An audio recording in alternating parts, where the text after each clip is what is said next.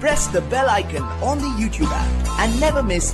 सभी को जय हिंद, जय श्री राम। दोस्तों, आप सभी का हार्दिक स्वागत है जय हिंद रिएक्शंस पे। तो आज के लेटेस्ट और इंटरेस्टिंग वीडियो में आप देखेंगे कि वो शुभ घड़ी आने वाली है जिसका हर भारतवासी या फिर कहें हर एक सच्चे सनातनी को 550 सालों से इंतजार था। जी हाँ, मैं बात कर रहा हूँ 22 जनवरी यानी अयोध्या राम मंदिर की। पर आप जानते हैं कि सबसे ज्यादा मिर्ची कहाँ लग रही है?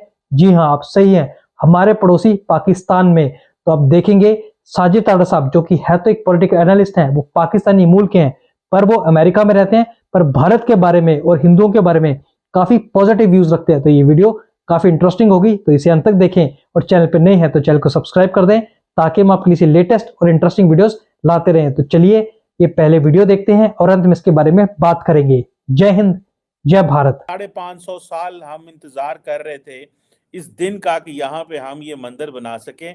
ताड़ साहब, do you think this is a changing India? It already has changed India, matter of fact। Cheema साहब, अब मैं कुछ चीजें बताना चाहूंगा आपको कि दुनिया किस डायरेक्शन पे जा रही है। मैं जिस मुल्क में बैठा हूं, इन्होंने बड़ी कोशिश करके अपने सिस्टम से मजहब को निकाला था। इन्होंने क्रिश्चियनिटी को निकाला था बड़ी मुश्किल से, क्योंकि क्रिश्चियनिटी वाज पोप का, आपको पता है, जो रुतबा था, सिलसिला था यूरोप में, और उसके बाद कैथोलिक रिलीजन में वो सारा सिलसिला। तो इन्होंने बड़ी मेहनत के साथ ये सारी चीजें निकाली थी। लेकिन जिस कंट्री में मैं बैठा हूं वहां पे डेमोक्रेसी है। डेमोक्रेसी का फंडामेंटल्स ये होते हैं कि एक पढ़े लिखी सोसाइटी जिनको पता हो कि वोट किस तरह इस्तेमाल करना है, what is the meaning of vote. तो वो अब वहां पे वो सिस्टम कोलैप्स कर रहा है, क्योंकि सिस्टम बहुत पुराना है, इसको रिफॉर्म नहीं किया गया। मोदी साहब के बारे में अच्छा, ये सारा फार्मूला या डेमोक्रेसी का हर जगह आप फिट नहीं कर सकते। जिस तरह मिडिल ईस्ट का मिजाज ही बिल्कुल डिफरेंट है। अब इस तरह अगर देखा जाए तो भारत के अंदर पहले जो कांग्रेस पार्टी है या दूसरी पार्टियां हैं, वो मुसलसल अपने आप को सेकुलर समझती रही हैं, सेकुलर करते रहे हैं, और उसके बाद तरक्की नहीं कर सके। उसकी वजह यह कि कोलिजन गवर्नमेंट्स बनती थी, और जो कोलिजन गवर्नमेंट्स होती हैं वो डिलीवर कुछ नहीं कर पाती। वो जिस तरह मैं यहां पे मिसाल देना चाहूंगा, जिस तरह फ्लेवर ऑफ डेमोक्रेसी में अब कांग्रेस के निचले हाउस के अंदर रिपब्लिकन है, सेनेट के अंदर डेमोक्रेट्स है, तो कुछ भी डिलीवर नहीं किया जा रहा। बिल्कुल, they have come to the dead end. तो दर हकीकत तरक्की मुल्क तभी करते हैं जब एक पार्टी स्ट्रांग हो, और वो चाहे अच्छा नेशनलिस्ट होगी तो मुल्क तरक्की कर जाएगा, करप्ट होगी तो खत्म हो जाएगा। फिर उसमें 50-50 सारा कुछ चलता है।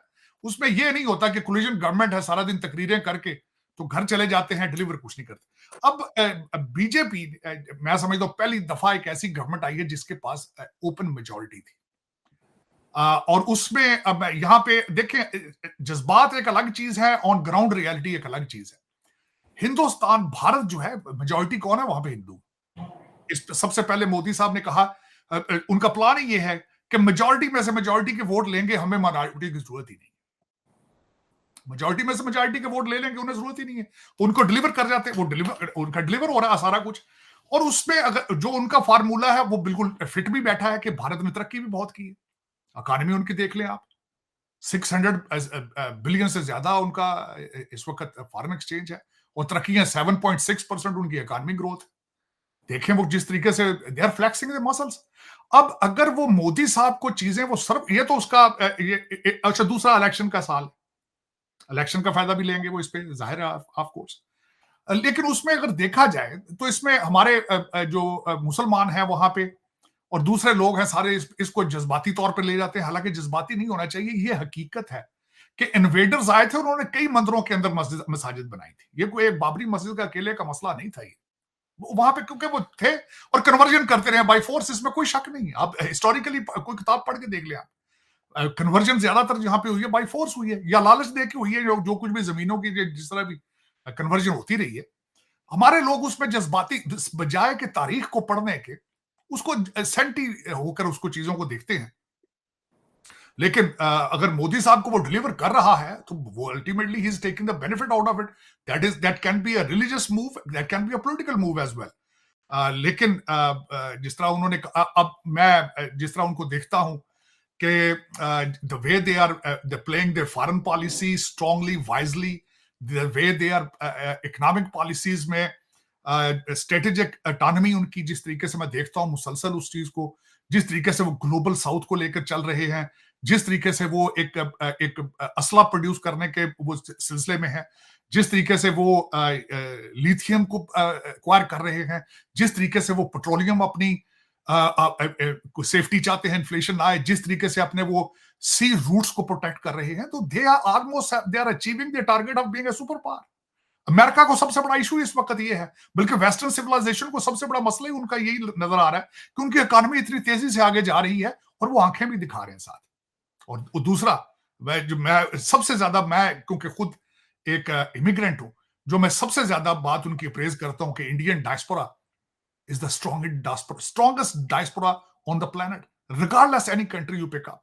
कोई भी, आप भारत देख लें, ना कनाडा देख लें, अमेरिका देख लें, यूके देख लें, आप साउथ अफ्रीका देख लें।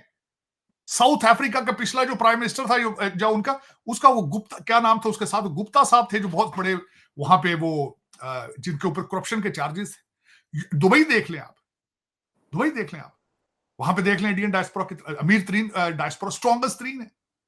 अबू धाबी में जिसकी हम अभी बात कर रहे थे कि वहां पे मंदिर सबसे बड़ा बन रहा है, आप उसकी मिसाल देख रहे हैं, उसके पीछे क्या है, उसके पीछे डायस्पोरा है। न्यू जर्सी के अंदर बहुत बड़ा मंदिर बन रहा है इस वक्त, अमेरिका का सबसे बड़ा मंदिर, वो भी डायस्पोरा बना रहे हैं, वॉलंटियरिज्म कर रहे हैं, they are committed to their cause, they are committed to the religion, they are committed to India. इससे सीखना होगा आपको। मैं हमेशा यही कहता हूं, हमारे सुनने वाले सबसे बड़ा मुझसे यही कहते हैं कि पता नहीं शायद ये इंडिया भगत है, ये क्या इंडिया गीत, और मैं ये कहता हूं सीख लो ना, को सीखण होता जिते। आपने अफगानिस्तान से भी सीखने की कोशिश की, आपने तालिबान के जश्न मनाए हैं, अगले मुंह ते चुक के मारी जे, उन्हें क्या परा करो, उन्हें क्या अपने मिसाइलों के नाम ही चेंज करो अपने। तो लेकिन ये कि आप सीखें कुछ उनसे। आप एक ऐसा मजहब है, दुख के साथ ये कहता हूं, जिसका पहला लफ्ज इकरा है और सबसे ज्यादा अनपढ़ आप हैं, सबसे ज्यादा जाहिल आप हैं। आपका हर मौलवी जाहिल है, जो आपको सब रोजाना जुमे के खुतबे लीड करता है, आपकी मस्जिदों में सारा दिन सियासी तकरीरें करता है। पूछा जाए तो वो दो लफ्ज ना उर्दू के जानता है ना इंग्लिश के जानता है। अरबी मुंशी फाजिल पढ़ के आ जाते हैं ਤੁਹਾਡੇ आलम सारे। अरबी डॉक्टर साहब ने PhD अरबी च की। और यार को खुदा दा खौफ करो, तुसी को बचो, कोई तरक्की वाले पासे जाओ। मैं आज I'm shocked कि चीमा साहब किसी के मुंह से अभी तक मैंने दो लफ्ज नहीं सुने। आज मैं खासकर 2-4 दिन से, क्योंकि ये हमारे न्यू ईयर की छुट्टियां और मैं मुसलसल यहाँ पे कोशिश करता रहता हूँ, पढ़ता रहता हूँ अगले सालों के जो आगे लोग आर्टिफिशियल इंटेलिजेंस के बारे में पढ़ रहे हैं। और मैं देख रहा था कि इस वक्त मैंडेटोरी कर दिया है उन्होंने भारत की इंडियन इंस्टीट्यूट ऑफ टेक्नोलॉजी में आर्टिफिशियल इंटेलिजेंस और डाटा की, कंप्यूटर डाटा की तालीम के बारे में। It's mandatory regardless of what you want to become. You have to study artificial intelligence and how the computer data system works. लेकिन आप आज तक आपके आज मैं बल्कि आगे चल के बात करूंगा, हमारे आर्मी चीफ साहब ने एक तकरीर फरमाई है, थोड़ा सा उन्होंने खींचा है लौंडे लपाड़ों को, लेकिन दूसरा माफियाज का जिक्र उन्होंने किया। लेकिन हाफिज साहब कब करेंगे वो? 2028 में करेंगे वो प्रोग्राम? आपको रात को चाहिए इन्फोर्स करें माफिया का। आप माफिया को हाथ डाल सकते हैं ये प्लाटा वाले, सारा मुल्क तो बैठ के टाउन बनाता है पढ़ के। लेकिन चीमा साहब उसमें बाबरी मस्जिद की बात कर रहे हैं, जो मुझे, आप बाबरी मस्जिद की बात कर रहे हैं, इस वक्त अगर देखा जाए तो things are not looking good among both countries. India और पाकिस्तान के हवाले से भी अगर देखा जाए, मैं बात उसकी ये भी करना चाहूंगा कि एक तरफ तो हमारे नवाज शरीफ साहब जो मुस्तकबिल के वजीर आजम है, बार बार ये कह रहे हैं कि भारत से रिलेशनशिप ठीक करेंगे। जो करंट सिटिंग प्राइम मिनिस्टर है वो कहते हैं 300 जंगे करने के लिए तैयार हैं। आप इस सुबह उठ के एक सिग्नल भेजते हैं, शाम को दूसरा सिग्नल भेजते हैं। लेकिन एक खतरनाक बात जो आ रही है आपके रिलेशनशिप के अंदर, कि उन्होंने हाफिज सईद साहब को मांगने के लिए एक प्रॉपर चैनल के जरिए आपको रिक्वेस्ट कर दी है, जिसका जवाब ज़हरा बलोच साहबा ने दिया है, आपके फॉरेन मिनिस्ट्री ने, और वो सेटिस्फैक्टरी जवाब नहीं दे सकी। एक तो उन्होंने कहा ये क्या सराहियां हैं, दूसरा उन्होंने कहा है कि वो मांगा है उनके ऊपर मनी लॉन्ड्रिंग के चार्जेस हैं हाफिज सईद साहब के। लेकिन Indians are very smart, matter fact आपको सोचना होगा कि where you are heading as a Pakistan, जो कि एक फॉरेन पॉलिसी लेस कंट्री है, डॉलर बेस्ड पॉलिसीज हैं। लेकिन आपको सोचना होगा कि अब वो they have taken a very calculated move. लेकिन हमारी तो चर्चा को उनसे ट्रीटी क्यों नहीं आओ, तेरे सियासी फैर मारे आया था। ट्रीटी नहीं, लेकिन फैटफ में ले जाने की ट्राई करेंगे वो आपको, दोबारा आपके ऊपर और चीजें करेंगे। और दूसरा देखिए, इसको आप एक नजर से नहीं देखना, इसकी टाइमिंग बड़ी अजीब सी है। टाइमिंग ये है कि आपके आर्मी चीफ साहब अमेरिका गए हैं और डॉक्टर जयशंकर साहब रशिया गए हैं। उनके रिलेशनशिप के अंदर थोड़ी सी रिफ्ट आई। जय श्री राम दोस्तों, आशा करता हूं कि वीडियो को आपने अंत तक देखा होगा और हमेशा की तरह साजिद तारड़ साहब के एनालिसिस और उनके पॉजिटिव व्यूज आपको काफी पसंद आए होंगे और इस वीडियो में आपको बहुत सारी जानकारी मिली होगी। तो जैसे कि आपने देखा, तारड़ साहब ने बात की हमारे प्यारे देश भारत के बारे में और हम सबके प्रिय रामलला के बारे में और उनके अयोध्या मंदिर के बारे में, जिसका हर एक सच्चे सनातनी को कई वर्षों से, लगभग 550 सालों से इंतजार था। अब वो घड़ी नजदीक है क्योंकि इस फैसले को आने में बहुत लंबा वक्त लगा। तो आशा करता हूं वीडियो आपको काफी पसंद आई होगी। और आप जानते हैं कि अयोध्या राम मंदिर के नाम कई सारे गिनीज वर्ल्ड रिकॉर्ड्स भी हैं, जो कि हर एक सनातनी के लिए गर्व की बात है। तो आशा करता हूं वीडियो आपको काफी पसंद आई होगी। अगर ये वीडियो आपको अच्छी लगी है तो इसे लाइक और शेयर जरूर कर दें और चैनल पर नए हैं तो चैनल को सब्सक्राइब कर दें, ताकि हम आपके लिए लेटेस्ट, इंटरेस्टिंग और इंपॉर्टेंट वीडियोस लाते रहें। और जी हाँ, इस पूरे वीडियो के बारे में और अयोध्या राम मंदिर के बारे में जो भी आपके विचार हैं, आप अपने विचार हमें कमेंट सेक्शन में लिखकर जरूर बताएं। जय हिंद, जय भारत।